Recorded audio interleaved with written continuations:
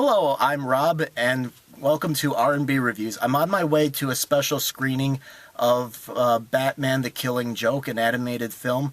It's being put on by my local movie theater and Fathom Events. This is for a lot of people, this is a big deal because it's based off of the influential graphic novel or comic book that was written by Alan Moore and drawn by Brian Bolland. I got the deluxe edition right here.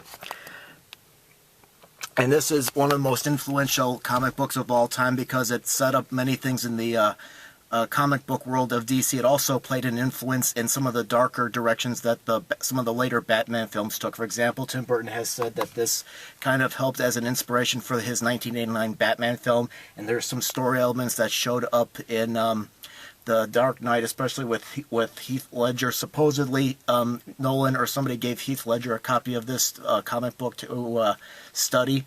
So, and this is actually I really enjoyed reading this. It definitely goes into a much darker direction. So I can't wait to see this. This has been in the talk to be made into a movie for years, and it never did, probably because, I don't know, it's definitely dark and a little bit gruesome, I suppose.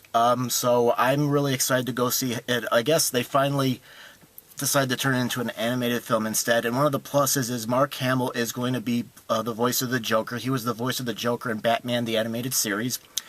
And so I can't wait to see what happens next. And what's interesting is Mark Hamill says that this is the last time he's going to be voicing the Joker. He said that doing the voice is starting to put a little bit of strain on his voice.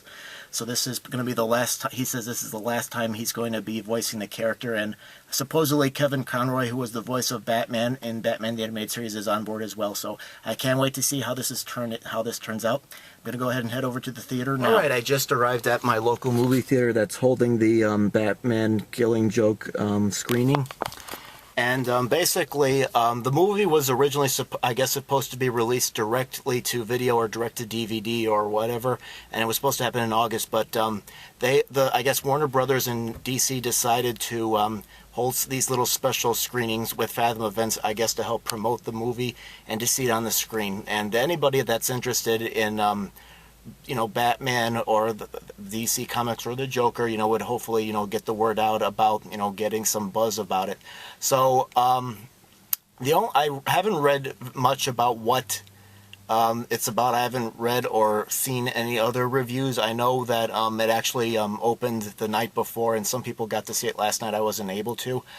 I heard that there's a prologue involving Barbara Gordon, aka Batgirl, that's going to happen at the beginning of it, but other than that, I'm really excited. I can't wait to see how this turns out, so I'll have my review when I come out. Alright, well, I've seen the movie, and before I go ahead and do my review for it, let me talk a little bit about the event.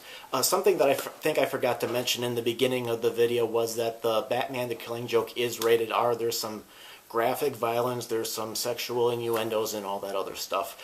The crowd, it wasn't really a packed crowd, but I would say it was pretty good sized. It was mostly adults. There were some teens, and someone brought their family, like little kids, into this. Before the movie, there was an intro from Mark Hamill, who's the voice of the Joker, where he talked about, doing Star Wars and how the experience changed him, and then comparing it many years later when he was asked to be the Joker on Batman the Animated Series back in the early 90s. It was fascinating to watch him talk about how he felt taking the mantle of playing the Joker after Jack Nicholson and Cesar Romero. He was hoping he would play, a minor villain like Clayface or something like that, and he was a little nervous playing the Joker. And there's a quote where he arrived at the audition, or at least the first recording session, and somebody wrote on his script, "Don't be like Jack Nicholson," so that was nice. Okay, then the movie started. As I mentioned, I heard there was going to be a 20-minute prologue or short involving Batman and Batgirl. The plot involves Batman and Batgirl going after a narcissistic villain who calls himself Paris France. He develops a crush on Batgirl. Paris, the villain, does. Batman doesn't want Batgirl involved in the case after a while because he's afraid Paris might get too close to Batgirl. But Batgirl, as we all know, is also Barbara Gordon, feels Batman's just being too self-centered. This was supposed to help establish a sort of backstory between Batman and Batgirl, or Barbara Gordon, because of what would happen in The Killing Joke. While I gotta admit it was an interesting cartoon, I didn't feel like it was necessary or needed, because I felt like if this was like an episode of an animated series like Batman the Animated Series or something like that, it might work as an episode. But I kept thinking as I was watching it, it was there just to extend the running time with the Killing Joke. The Killing Joke itself, I think, was about 46 minutes. So speaking of Killing Joke, we got to the Killing Joke. And for those of you that never read the source material, it deals with Batman trying to track down the Joker, and it explores the theme that, they're kind of mirror images between Batman and Joker, and that the line between reality and insanity. It also explores the idea that the two of them are crazy, but just in different ways.